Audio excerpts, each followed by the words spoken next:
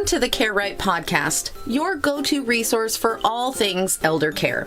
Guiding us through this journey is Annalee Kruger, the founder of Care Right Incorporated, and she has been steadfastly supporting families across the United States. Each episode brings you expert insights, innovative strategies, and practical advice, ensuring that you're well equipped to provide the best possible care for your loved ones. Expect to gain valuable knowledge, learn from real-life stories, and get inspired to take action in your own caregiving journey. So buckle up as we dive into an in-depth discussion of elder care planning and together embrace the journey of caring for aging loved ones on the Care Right podcast. Hello, everyone. This is Katana Abbott, and I want to welcome you to Smart Women Talk, where I search the world for smart women and a few good men. And this includes best-selling authors, thought leaders, and change agents who are on that leading edge. So our topics are things like money, business, health, and, of course, inspiration.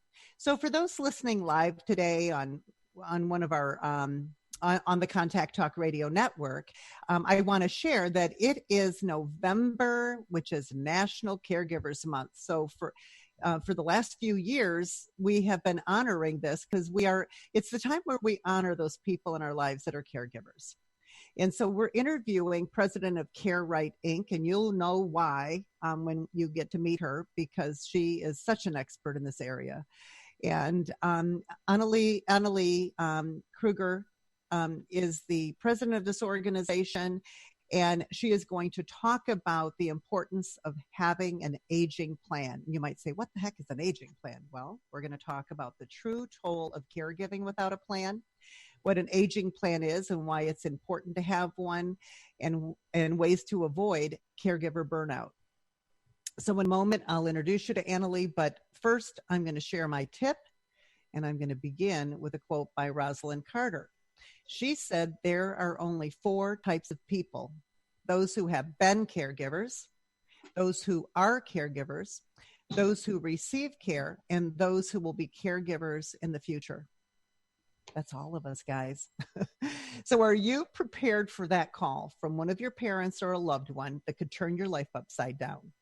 Do you have an aging plan in place? And have you talked with your children about your wishes if something should happen to you or you need assistance? And when I say children or parents, it may be just loved ones that are in our life, because at some point, all of us will need someone. So the secret is to be prepared so that when a triggering event happens, you will feel confident for making decisions, and everyone involved will understand what's expected. So I've seen this. For the last 30 years, I've been helping clients plan for retirement, but it's always included how they will address the issues of aging and remaining independent. And I've experienced it personally as the designated daughter with my grandmother, with my great aunt, with hundreds of clients. But this personal thing of being the designated daughter, I was 47 when I received the call in the night from my mom. And what she said was, Dale's in the hospital. He cracked his head open when he fell at the health club. The doctors say he has lung cancer. It hit me like a ton of bricks. But I thought I knew what was ahead of me because I had planned for this 12 years ago when they were first married. Back then, my stepfather was 74. My mom was 58, younger than me. So since I was a financial planner, they had agreed to do a financial plan with me. So very typically, my wonderful stepfather wanted to put everything in joint ownership with my mother. But my mom was almost the age of his kids, and his children could have been disinherited. So I suggested there was a better way. What ended up happening is we met with our team. They set up wills, powers of attorney, long-term care policies, consolidated their investments into a brokerage account in the trust. And this special trust we set up would make sure my mother had income after her death, but at her death, everything would go to his kids. And because my parents and I had these important conversations, and I want you to be listening to this and thinking about your own situation, we were able to put a financial and estate plan in place so that I was able to pay their bills, file their tax returns, access medical records. Actually, I advocated on his behalf in the hospital with the doctor. We were able to manage their investments and create income for them. Also, the big one, we were able to transact real estate. Like we sold his home. I was successor trustee with his son. So we were able to sell his house and then set up a agreement, by signing paperwork to move him into assisted living after he left the hospital and rehab. But this is the key. We never had to go to court for guardianship. There was no probate. It was like a blink, after he passed. And most importantly, we were able to focus on the quality of their life and the quality of their care during their end of life transition. Now, this just gives me goosebumps. So today, the key is planning and doing it as soon as possible when options are plentiful and affordable.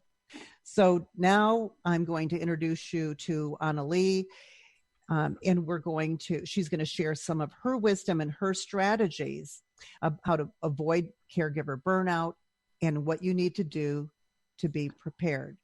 So let me tell you a little bit about her. Annalee Kruger she worked as a social worker in the long-term care field for over 18 years. She had families coming to tour with her who were blindsided by medical crises every day. And often their loved one was in the hospital, like mine was, remember? And the family was told to go find a facility by noon tomorrow. That's exactly what happened to me, but I was able to advocate on his behalf.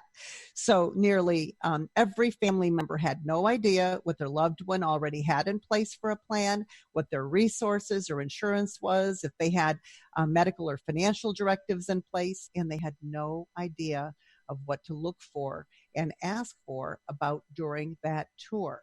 So in 2011, Annalee built CareRight to help families across the country talk about what is in place, what's working well, what's not working well, and to develop an aging plan proactively. That's the key. But I do want to point out, if you have missed the boat and you're in a crisis, there's still a plan for you. So Annalee, welcome to Smart Women Talk. I'm so happy you could be here to celebrate National Caregivers Month. Thank you, Katana. I'm excited to be here too. And I just want to do a huge shout out for all of our family caregivers out there who have been at it, whether it's 4 hours that they've been a caregiver or 20 years. And I also want to do a quick shout out to all of our veterans as well, since we just had Veterans Day. Oh, that's wonderful. Thank you. Mm-hmm. Absolutely. So I shared my personal story. And then I know when we talked, we just realized we have so much in common. and the neat thing is that, I really focus on being proactive, and because I'm a financial planner, I want to work with people to prepare for all this, like I did for my folks. But quite often, like you said, most of the time people, we put it off. And so the event happens, but there's always a plan for people, and you know how to handle the caregiver stress, and because you're a social worker background, how to get through this and create a plan after the fact. So I'd love for you to share just briefly your personal story about. You had a experience. You told me about it, this accident, and you were prepared in how that helped you. Absolutely. Because it's not just for caregiving. It could be something happens to you in an accident. You don't have to be old. You were young when this happened. That's exactly right. And that's the point I want to get across to all of the listeners, is that you don't have to be old or a senior or, an elderly person to be putting these plans in place. I am a national speaker on aging issues. I had just come back from China at a speaking engagement. Then I was in Sheboygan, Wisconsin, working with some families, because I came from the Milwaukee area. I built my business in Milwaukee. So I was in Sheboygan, Wisconsin. This is 4 days after my 40th birthday. And I came across this gentleman walking up the street, and it turns out his name was John. And I am from Iowa, and we are friendly folks there. And I said, "Hi, how are you?" And he gave me this whole long laundry list of all of his medical issues, which is sometimes what you can expect if you ask someone who's older how they are. And so I love that. I love that people are open and willing to share. And so we were talking, and all of a sudden we made it up to the intersection, and we are waiting for the light to change so that we can cross. The light changed, we crossed. He's telling me more about his health issues. And all of a sudden he yells, "Watch out." And the next thing I know, I'm literally getting up off the street. And I get up and I'm thinking, what the heck just happened here? And then I look around and there's all this broken glass and broken reflectors on the street. I thought, well, that's odd. That wasn't just there. And then I look up a little bit further as I'm walking, and there's the bus parked all crooked across the street. So what happened is the bus driver was distracted by the 29 kids on the bus, and she blew through the intersection. So instead of stopping for the intersection, she was actually looking up in that little like rear view mirror that they have in the bus and yelling at the kids to sit down and be quiet. And she blew through the intersection, and she did not apply the brakes until she saw my face break the headlight of the school bus. So this is 4 days after my 40th birthday. So for all of you listening out there, I'm telling you, life has its own agenda. If I would have known that morning when I woke up that I was going to get hit by a school bus and have a broken face, obviously, and broken ribs and some internal injuries, I certainly would have just stayed in bed or certainly not crossed the street. So because I've worked in healthcare and crisis management my entire career, I know that people's life can be peachy 1 second and not the next, which is exactly what happened to me. I know that people can have a latent brain injury or brain bleed, and I wasn't sure if I had one of those or not, since I did just get hit in the face with a school bus. And so I carry my mini grab and go binder, which we'll talk about, I'm sure, through this podcast. But I carry my living will, my power of attorney, the list of my emergency contacts. I also carry my do not resuscitate. And so when all these witnesses came running out, because this was over the noon hour, when all these witnesses came running out, because I was afraid that I was going to have a brain bleed, I wanted to make sure that I could communicate everything to these witnesses. So I gave each of these witnesses a snippet of me to report to the ambulance in case I lost consciousness. And so I pulled out my mini grab and go binder. By then the ambulance came, and I presented her with my documents. And I said, I don't know if I'm going to lose consciousness, but just in case, here's what my wishes are. And she said, I have never in 28 years of being an EMT ever had anybody in the back of the wagon, because that's what they call it. I've never had anybody in the back of the wagon ever present documents. She said, I wish everybody would do that because it takes the guessing out of what it is we're supposed to do. And so my point in all of this is not only, I don't care how old you are, you have to have your documents in order. The second piece of that is that you have to actually communicate what you have in order. So for example, my parents, because I'm single and I have no children, so my siblings and my parents are my people, right? And so my whole family, they know exactly what my wishes are. They know exactly how far I want a medical team to go as far as like bringing me back, or not bringing me back because I'm a do not resuscitate, but like how much effort do I want them to put into me. And they also know, because obviously I'm a business owner, they know, my family knows like who I use for corporate payroll, my corporate attorney. They know everything that they need to know, accounts and passwords, where my 401k is. They know my financial advisor's name and contact information. They know my disability insurance. They know everything they need to know if something happens to me. And that's so critical. And passwords. And passwords. And they have a copy of my grab and go binder, the full grab and go binder. They have a copy of that because I'm in Florida. I have family in Iowa and family in Wisconsin. And certainly if there's a medical crisis, we need to make this as easy as possible for our families so that they can be at the hospital advocating for us versus scrambling, trying to find where all these documents are. Wow. Isn't that wonderful? Do we know what percentage of the population have something like this in place? That I don't know, but I can tell you not very many. And I don't think so. And the people who do think that they have their stuff in order, when I work with them on the grab and go binder project that I do with my clients, I always say dust off the documents that you probably got in place 10 or 15 years ago, and let's see if they still make sense. Are the people that you named still alive? Do they have dementia? Can they help make decisions for you? Do you still have a relationship with them? So I'm not an attorney, but they can simply just look at their documents and say, oh yeah, these reflect what I'm still wishing. So it's really important. And it's amazing. We get to something like the will. I don't know if people realize this. There's only one original will. Mm-hmm. And so if you can't find it, people are in trouble. You have to find the original. And so the one that you're given quite often is a copy. And like we just updated all our documents, and our attorney says the will is going to be in the will safe of the law firm. Mm-hmm. So then the law firm, I'm going to have to keep my eyes on it and make sure that, they don't get bought out or changed. The other option is getting a safe deposit box or putting it at, like in my case, it would be Oakland County. Mm-hmm. So there's so much people need to know, but even having a copy of the will in that grab and go binder is important. Mm-hmm. Right.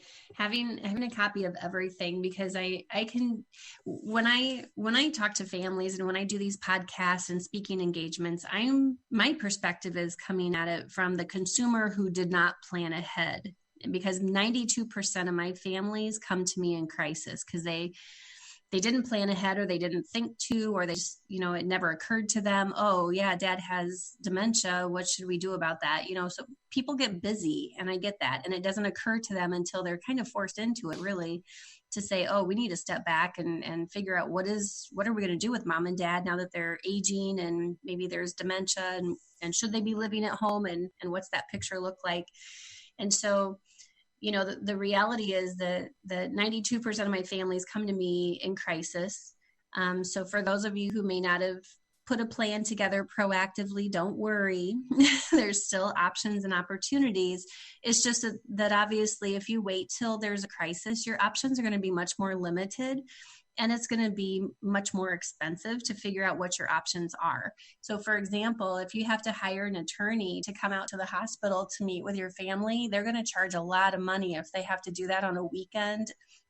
And if you can just do this all proactively, you're going to save yourself a lot of time, money, and stress. The other thing to think about is, what do you have in place for care? When I meet with these families, these adult children, when I talk to them, or when they call, because they're the ones that call me, because they're the ones that are burned out, having to come to the rescue of mom and dad every time there's a medical crisis, I say, well, what do they already have in place? And they say, I don't know. We can't even talk to them about that. Every time we try, we get so much pushback from them that we just stop trying, or they just don't know how to have these conversations. It's not like this is typical, dinner conversations. It's usually about the Packers and the Bears. So when I shared my story, that's totally atypical. Right. And my stepfather, I was just shocked that he was willing to have this conversation. He did this whole plan. I mean, he went above and beyond. He had former IRS agent, so he had everything all written out, and he welcomed this. And there was one day when I came to his house, and there was this bookshelf in the middle of his Florida room filled with papers. And I said, what's going on here? Why is this here? Oh, the paperwork's getting too much for me. I said, would you like me to take it over? Oh, that would be so nice. So we even got to put the financial management, over, and, I was able to take that over before he was even in the hospital. So that was like what could happen, but most of the time it doesn't. My friend, she's a financial planner, and she had one of those situations where the, father wouldn't talk about it no matter what. And he ended up with dementia. So, right. So that is the more of a typical story, is where the family doesn't want to talk about it.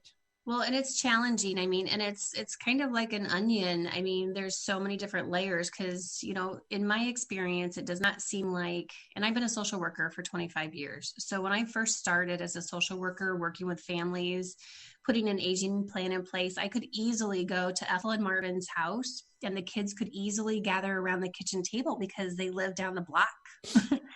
But as families started growing apart, the landscape of families now is that, most of them don't live even in the same zip code, let alone time zone. And so when families started kind of moving apart from each other, if they didn't invest the time, the effort, the energy, and the resources needed to maintain relationships with each other, then when that medical crisis happens with mom or dad or both, they have to get reacquainted as siblings and then figure out what their options are.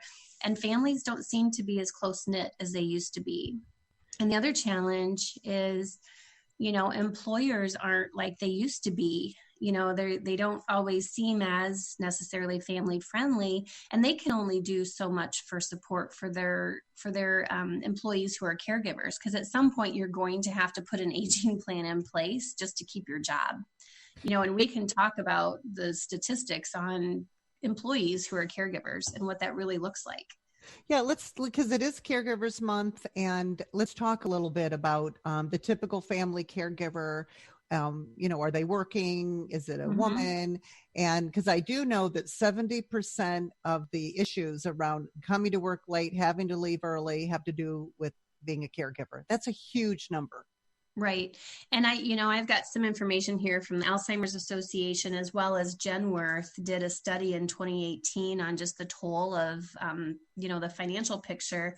Genworth it's called Genworth Beyond Dollars 2018. They did a caregiver study. 46% of family caregivers had to work fewer hours because the needs of their loved one exceeded what they were able to accomplish, after work. So 46% basically had to cut their hours with their employers, which obviously equates to less income. 35% of family caregivers have repeated work absences, because when they get that crisis call, what do? They have to leave work to go, or they miss work. 30%. This is why it's such an aging crisis we have out there that we need to address with these families. Is 30% of family caregivers missed career opportunities. They declined that job promotion because it's going to be that much more responsibility or travel. And then they can't have the availability that they need to take care of their aging parents. Some of my daughters, because it is primarily women who get the brunt of being a family caregiver for a lot of different reasons. But a lot of my daughters, when they call me, they're calling not only just for their mom or their dad, but they're calling because they are overseeing the care of up to 6 aging loved ones. Their parents, their in-laws, their step parents, because we live in the world of a lot of blended families now. And so they've got their parents, their step parents, their in-laws, and then sometimes that stray aunt or uncle who either outlived their kids or never got married. And they're like, hey, Sally's doing such a good job with all these other elderly loved ones. Let's just, let's put Beverly on that caseload too for this daughter. And I always say, this isn't Thanksgiving. There isn't always room for one more, because we know that one aging loved one can end up being a full-time job. The more care that they need, the more availability these families have to have if they don't have a plan together. From a financial perspective. Yeah, from a financial perspective, 48% of family caregivers reduce their own quality of life and their own quality of living because they have to pay for the care of their aging parent, or they've lost some of their income because they had to cut their hours. So it's a major, major financial toll out there on these families. Last night, just real quick, and can I add one other statistic to that? Because as a financial planner, this idea of retiring early, having to just get out of the workforce, I've seen so many people have to do that. Mm-hmm. And on average, the individual, let's say a woman, loses around $300,000 of and so it can be much bigger, because I know a couple executives who both retired to take care of 3 parents, one of them overseas, but they lose $300,000, and that comes in lost wages, but Social Security credits and pension credits, and then think of the contributions to retirement plans. And what you just said, the opportunities for promotion. So we know it could be way more, but with all the people in the United States, the average is 300,000. That's unbelievable.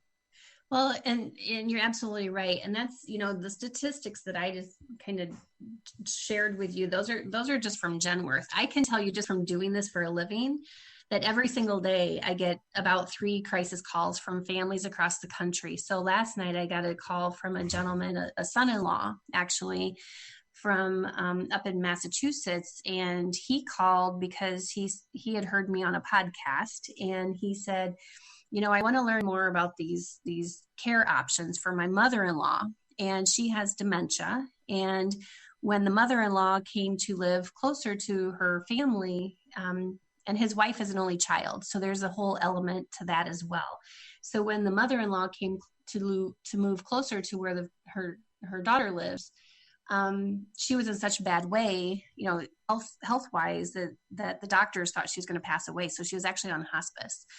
And that's what I tell families all the time is I can promise you, if you're not checking in on your parents, things are not going as well as you would like to think that they are. Denial is a great place to be until you can't be there anymore. And then the reality wakes you up and then you have to do something. So he called because his mother-in-law is alive and well. She's doing really great, which is great. But, obviously with dementia, she's physically healthy, but mentally she's very, very confused and needs 24-hour care. So she blew through $500,000 already last 5 years that she's lived near them.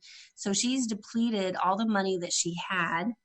And the family they've already shelled out $100,000 out of their own retirement. They had to dip into their own retirement to pay. They've already paid $100,000. And I said, you need to stop the financial hemorrhaging because this is impacting you. And they're 70 and they're trying to retire. And he goes, I just don't see how we're going to retire when we're paying for my mother-in-law's care at $3,000 a week for home care 24/7. And I said, you absolutely need to be putting a plan in place and I can help you with that. Because what you're doing is not sustainable. And I guess that's my point for all these family members. If you don't have an aging plan, and we'll go over what that actually is, but if you don't have a plan, what you're doing is going to burn you out. It's going to hurt your family relationships. It's going to potentially jeopardize your job and your health. So it's really, really important to be thinking about this now. And another statistic is 70% of caregivers over 70 die before the care recipient. Yeah. I have a lot of kids that when they call, they're calling their crisis is because, mom, the primary caregiver of dad, passed away and they were blindsided by that. And that tells me just how really naive these families are, that they don't understand that, again, things are not going as well with your parents at their house as you would like to think. And if you have, being a caregiver to someone who's had a broken hip is much different to someone who has Parkinson's disease or has dementia, who has a chronic condition that will eventually need 24/7 care and supervision. A broken hip, if you're lucky, within 3 to 4 weeks, you're healed and you're hopefully back to baseline and good to go.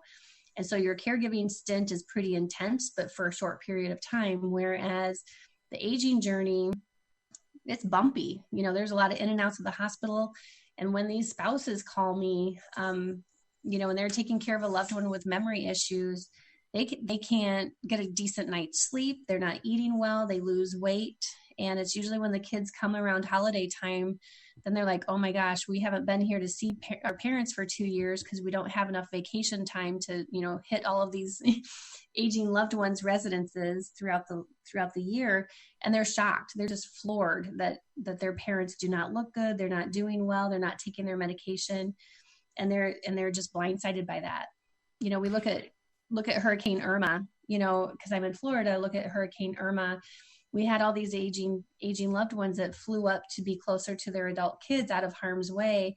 My phone literally rang off the hook with Hurricane Irma because all these kids that I had already done a 30-minute consult with, who said, oh, mom and dad are doing fine enough for now. We'll just keep your number. And when things change, we'll call you. Well, guess what?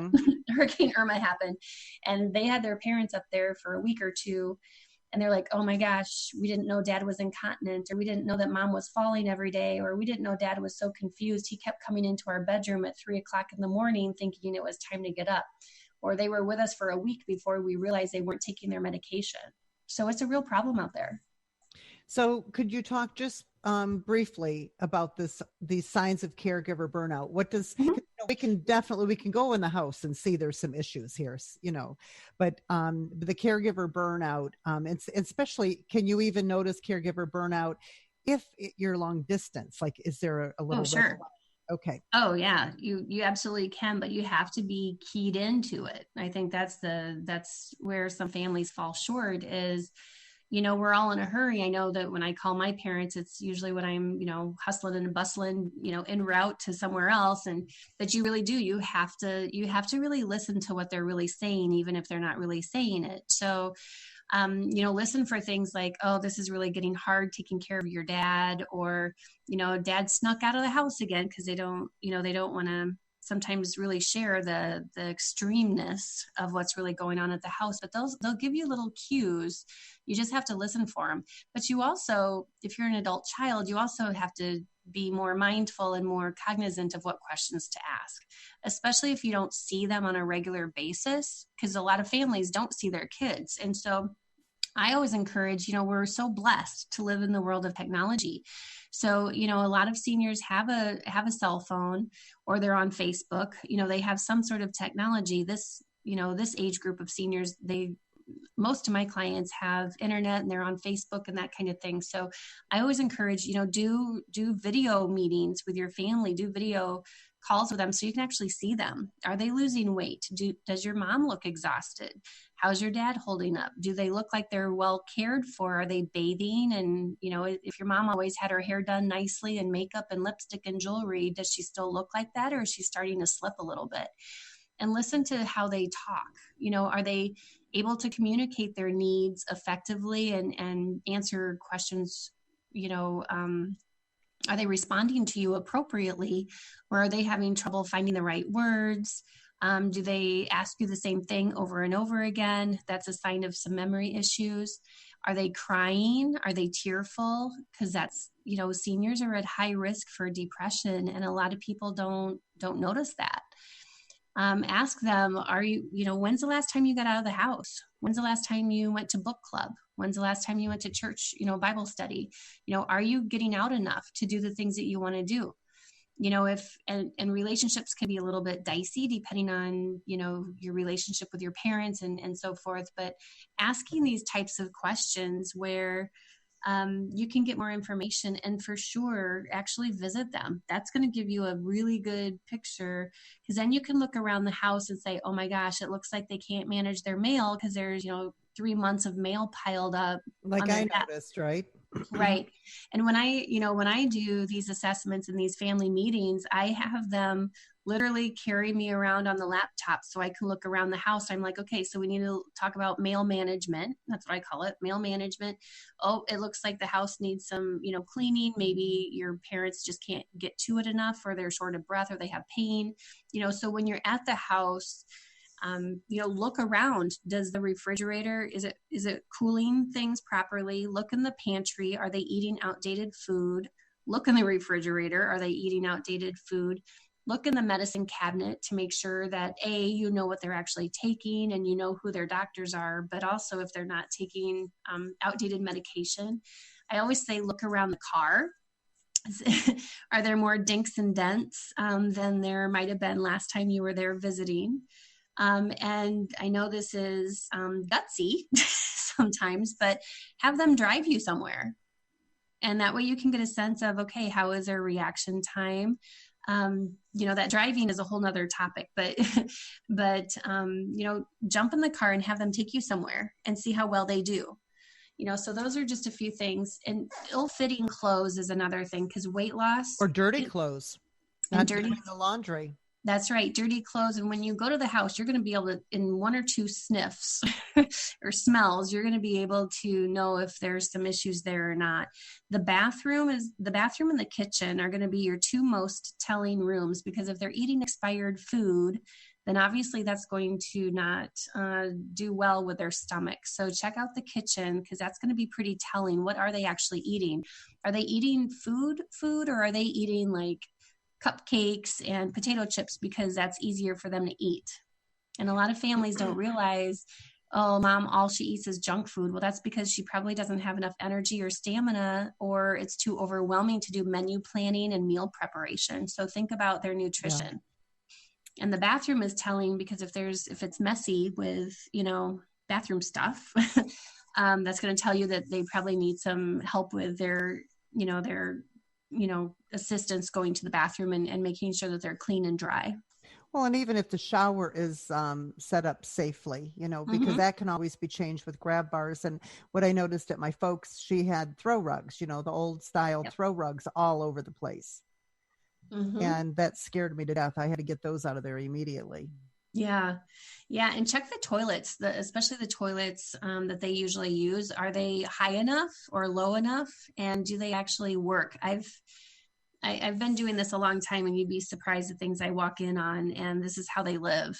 And because they're too ashamed to say, hey, look, I need help. And so there's a way to broach these things in a very compassionate and very loving way, instead of out of frustration and fear. But there's ways to broach these conversations that will get you a lot further when you come at it from a point of love and compassion versus what the heck is going on in here? How can your house be so messy? And why aren't you taking a bath? If you approach it that way, you will get pushback. I can promise you that. Right. Right. So there's not this chaos. Okay. What do you suggest families do when the crisis happens? Because I bet a lot of people are listening and they're going, oh my gosh, I'm going to go do this. I'm going to go do an inspection like this.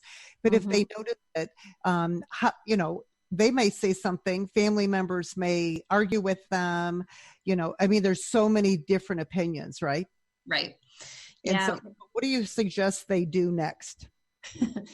So this is where families get in a jam, because families don't know how to have these conversations. They don't even know how to lead a family meeting, because they're in uncharted territory, right?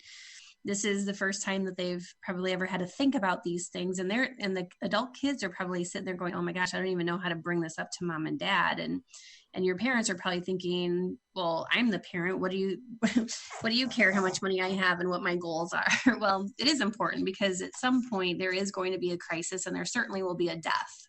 And how prepared are you? So there is value. I can tell you there is value with a neutral, third-party trained person to lead the family meeting and say, what are your goals as you age? Is your goal to stay at home? And if so, what does that look like? How much money do you have? Because we know that at some point, if you need 24/7 care, that can be about $4,000 a week for 24/7 care for one caregiver. And if there's two of you and you both plan on staying home, you can do the math. So it's really important to know, where are they from a financial perspective? What do they already have in place for insurance? Is your dad or your loved one a veteran that maybe you can work on some aid and attendance benefits? Is there reverse mortgage as an option? So those are things that I discuss with my clients. Where are we from a financial picture? What are your goals as you age? If your goal is to age in place at home, then be mentally prepared to write out some major big checks every week for home care. There's advantages of staying home, obviously, because some people are just so adamant that they don't want to leave their house. Well, that's fine. But then you have to be willing to let all these different caregivers, 8 or 10 or 15 caregivers potentially come in, and it becomes a revolving door. And those are the complaints that my clients who did choose to stay at home, they don't like the turnover in their caregiver. They feel like they have to train the caregiver every time the caregiver comes. The caregiver doesn't always interact with them because they're on Facebook or YouTube, instead of interacting or providing that kind of service that they're supposed to be providing. And then what's the plan if that caregiver doesn't show up and the home care company can't find a replacement? Who's going to take care of you? So there's some considerations there, in the landscape also, And I'm sorry, but usually when they want to stay home, isn't there usually a designated daughter who gets it thrown on her or volunteers? Oh gosh. Yeah. That's the unpaid. Problem. That's the problem. Yeah. Her life, Yeah, it really does. One of the because I just did some social media outreach, and one of the most common things that people Google is, how do I not kill my mother? Well, especially if the mother is not a good, loving mother, right. My Right. mother didn't protect me when I was growing up. I found out there Mhm. was probably some mental illness there of some sort. But when she needed care, I stepped right in. And then when I figured it out, because they put her on a drug, that all of a sudden she was like a different person. And it was like, Mhm. wow, all my life, But how many women are thrown into this role of caring? Maybe it's a mean father, that was Right. abusive to them. That's right. And what are So you going to do? Say, I'm not going to help you? There's so many issues here. that's why you call it an onion An because onion. it really is. Because, when I'm meeting with these families, we're not writing out a grocery list, so there's a lot of past hurts and anger and resentment that comes up in these family meetings for those very same things that you just shared. Well, he was a really crappy father. Why do I care what happens to him? And so there's some families that they've set a very clear boundary that they don't want to be involved or engaged at all in any of this aging planning. And I have to respect that, but then don't come back after the fact and say, well, I wasn't part of this.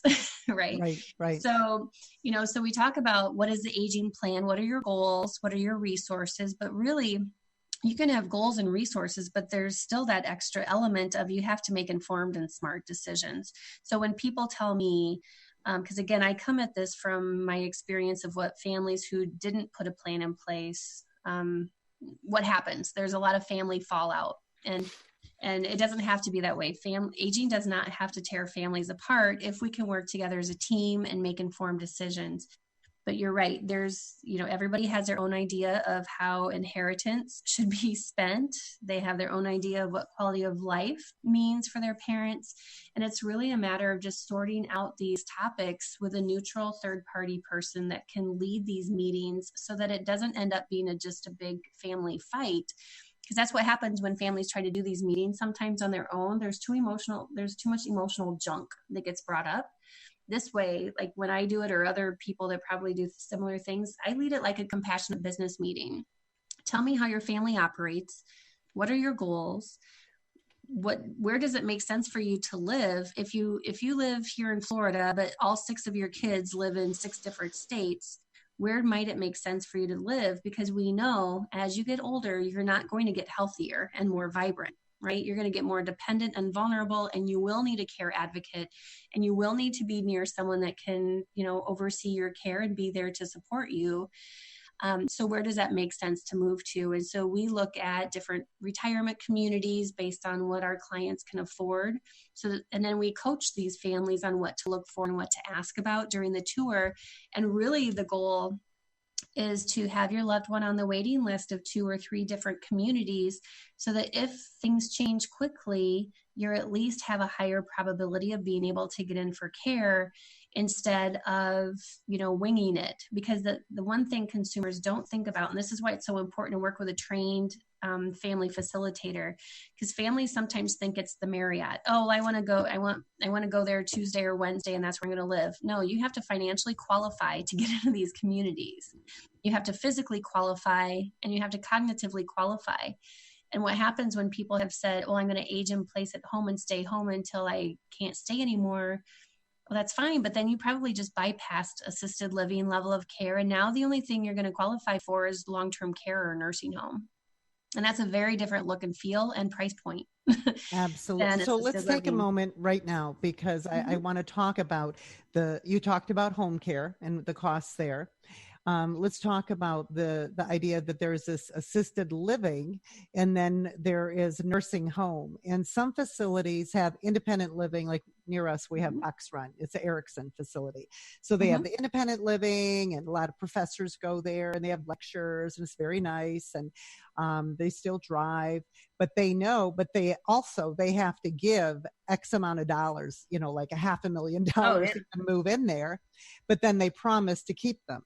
Then they move them to the next level of care, which could be more of assisted living, and then finally the skilled care.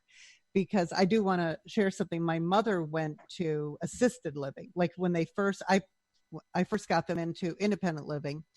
And I didn't realize that the long-term care insurance they had wouldn't even cover that. It would only cover it as home care. And they had a very small home care benefit. when they finally, they wouldn't do the medicine or help with dressing or going to the bathroom and all that.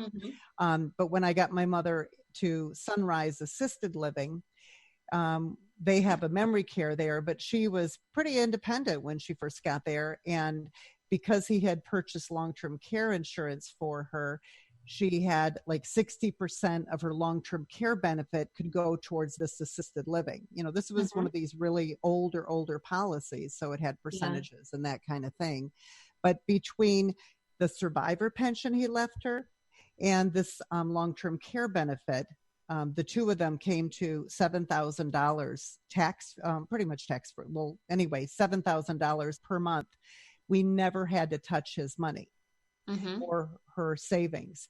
So can you talk a little bit about those three levels of care and how people end up paying for it and what your feeling is about the long-term care insurance? Because you can't buy it for the parents. It's too late. But for all of us listening, does it make sense to do this? Because, right. I would like to know. Yeah. So let's kind of unpack that a little bit. So when we talk about all these different levels of care, because some people just think that you either have assisted living or nursing home, but there's all these other different levels of care in between. But the reality is that these communities are licensed for different levels of care. So if families, again, families are calling me because they're in a crisis. They chose a facility and then now they're getting the notice that they have to discharge because now their loved one requires too much care for what that facility is licensed for, right? Because sometimes consumers just, you don't know what you don't know. And so you make decisions and then they're not always the most informed decisions. So when families think about continuing care retirement communities, there is it's called a community entrance fee. And it can be hundreds of thousands of dollars. There's some that are $1 and $2 million just to get in. And then you still have a monthly room and board fee and a monthly care fee and medication management fee. And if you're a couple, then you have a second person fee, per month, which can range anywhere from $500 to, I've seen it on up to $1,600 in the Chicago market per month. So it gets pretty hefty, but the value is that they will take care of you. And so you have the peace of mind knowing that as your physical needs change, as your cognitive needs change, they will take care of you. You have a place on their campus until you pass away. So you might have to, start out in independent living and work through to assisted living and then eventually memory care or the long-term care side. But at least you have the peace of mind knowing that you're not going to get booted out. So that's one thing, but not everybody can afford that, right? And so when you think about most people's budgets, most people can't shell out, $1 million to have life care. So there's different kinds of options, and that's why we help families, look through those contracts and help you and work with your financial planner to say, okay, what makes the most sense here? Which kind of contract should you consider? But there's other communities that, like assisted living, there's some that are just month to month rentals, like you would in an apartment. But when you run out of money or you exceed their licensed care level, you have to move out. And then where are you going to go? And so, if we fast forward to when you run out of money, if you don't want to run out of money, and that's why we're going to next talk about long-term care insurance. You don't want to run out of money because, obviously there's a lot of people who have run out of money, whether they didn't plan well or right after retirement, they had a major medical health issue and, they've depleted their funds through medical care. But the landscape of healthcare is that in long-term care, they've cut the capacity for Medicaid beds. So when I first started as a social worker 25 years ago, all beds were duly certified Medicare and Medicaid. But in the last 10, 15 years, because there's so many people that run out of money, they've decertified. So if you have a 100-bed facility, they may only offer 8 or 10 beds for Medicaid patients. And so that's why we end up with families that live 2 or 3 or 4 hours away in a nursing home, because that's where there was a Medicaid bed and you don't get much choice. You have to go where there's an opening. And if you don't have family checking in like on you, this, we have to call and find a bed, and right? Yep. For Medicaid, you have to find a bed. It's the most horrible thing. Yeah, So, and like I said, they usually don't have a lot of openings, and they don't even take waiting lists anymore, especially down here in the Florida market. They're like, we get Medicaid calls every day. We're just like, call back later. Well, they just don't have a bed, and that's why you see families driving 3 or 4 hours one way, and they can't see their loved one very often because now it's a hardship for them. So you have to plan ahead, not only from a family and a caregiving perspective, but from a financial perspective. Let's talk about long-term care insurance. And I just keep in mind, I don't sell it. I study it, but I don't sell it right now. So I can tell you though, from doing admissions and working in long-term care settings, you are going to be much more desirable if you have some sort of payment solution or financial solution to pay for care. Because we know that, a nursing home can run $12,000, $14,000 a month, depending on where you live. But you also, if you do have long-term care insurance or you're considering getting it, you want to make sure that you've got a policy or an affordable policy that will provide you as much coverage as long as possible. We know that we're living longer and that we are trying to be healthier as we age. And so, that's going to maybe push back your retirement because you're going to need more money to eventually pay for care. So I'm starting to see clients that even have like whole life policies. They don't have necessarily the long-term care insurance, but they have the life insurance with a long-term care rider. So we're starting to see that as well as an option.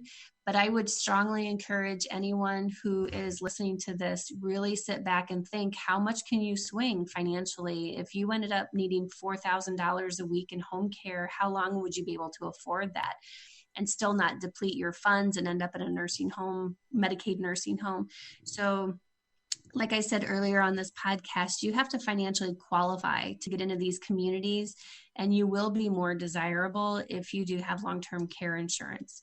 It's and I wanted to share something about that because I have done the insurance for 30 years. Mm-hmm. As a CFP, that was one of the most important things, is to make sure that I could help people protect what they had, especially in aging, and you can see how it worked. But the old policies were these: you pay, and if you don't use it, you lose it. That's what my mom had, and she used it. But the newer policies, I just talked to a woman who she's does a lot of stuff in caregiving, and it was interesting. We were doing a panel, and she said she just bought an annuity that has a long-term care rider. Yep. And the other thing you can do is you can buy life insurance now. I'm looking at one for someone. It's $1 million. It has $500,000 of chronic illness, which is even more broad than the definition for long-term care. So they can have that money there for heirs, for survivor income to the spouse. But if you need it for long-term care, you can actually access, in that case, $500,000 over a 4-year period, tax-free. And that if you don't need it, it actually something goes to the survivors, whoever you name as beneficiary. Right. So and that's what I have, and so you all know that 4 days after my 40th, I got hit by a school bus, but I'm 47 and I have planned myself based on my affluent clients. I basically just do a watered down version of what they do. And they all have like insurance and annuities and long-term care. I mean, they're just like layered up, and they have a really great financial planner as well. And so I just have, basically. And you know what I just noticed? What? We are out of time. I cannot believe this. I know, they go so fast, don't they? This has gone so quickly. I'm going to let everyone know here. Annalee and I have talked about it. We're going to do a webinar. If you're interested, either join smartwomen.com, go there and watch for an invitation, or email me at katana@katanaabbott.com. So, but Annalee, can you please give out your how they can contact you? Sure. So my phone number, you can call me directly, is 239-770-6322. You can also look at my website, www.carerightinc.com. That's CARERIGHTINC.com. That was so fabulous. And I'm sorry, I didn't realize we were coming right down to the end of this. It goes quick. Yeah. And so please get a hold of one of us. She and I work together, and we will help you any way we can. So with that, I do want to say next week we have an elder law attorney coming on, and we're going to continue this conversation. But please do stay in contact with Annalee and I if you have a need, and we'll be there to help you. So until next week, everyone, go out and live with more purpose, more passion, and prosperity. And a plan. Thank you for tuning in to the Care Right podcast. We hope today's discussion has provided you with valuable insights. If so, don't forget to like, subscribe, and share our podcast with others who might find it helpful. Remember, Care Right is more than just a podcast. It's a community dedicated to supporting family caregivers with comprehensive care planning, crisis management, and resources for every stage of aging. Stay connected with us for future episodes as we continue to explore essential topics in aging planning, elder care, and financial planning. Until next time, take care, plan wisely, and remember, you're not alone in your caregiving journey.